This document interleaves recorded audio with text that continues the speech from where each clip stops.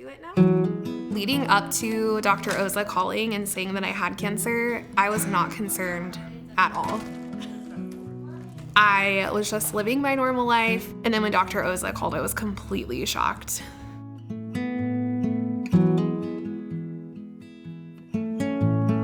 I've taught first grade for 7 years now and had a lot of energy to be able to do that and spend my day with 24 first graders, pick up Luke from school, come home, take care of him.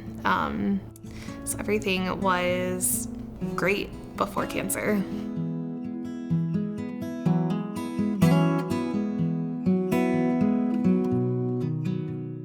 When Ford was about 4 weeks old, I noticed that I had a lump in my breast, and I also had what felt like a clogged milk duct.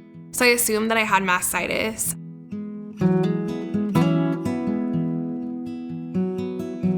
My OB was like, let's just be safe. We'll send you for an ultrasound.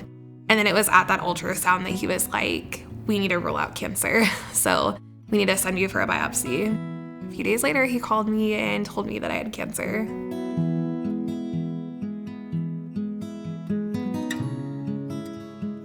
My level of fatigue was unreal. I was staying home with the boys at that time. By the time Chris would get home, I was in tears. I was so tired. I would fall asleep right away after dinner. When I couldn't even make it to dinner without wanting to go to bed, I just couldn't believe that was my quality of life.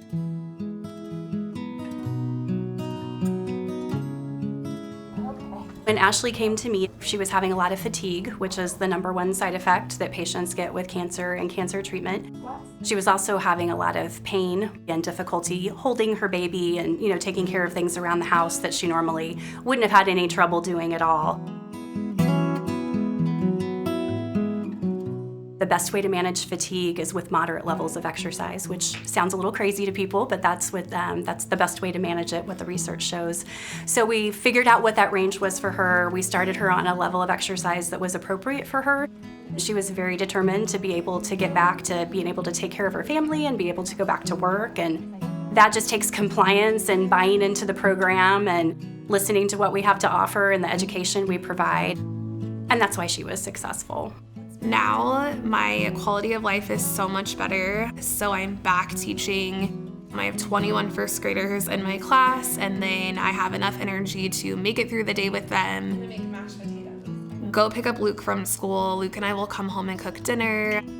When I was going through treatment, I never thought I would get back to this point. I'm so glad that I was able to work with the cancer rehab program so that I can live a pretty normal life now.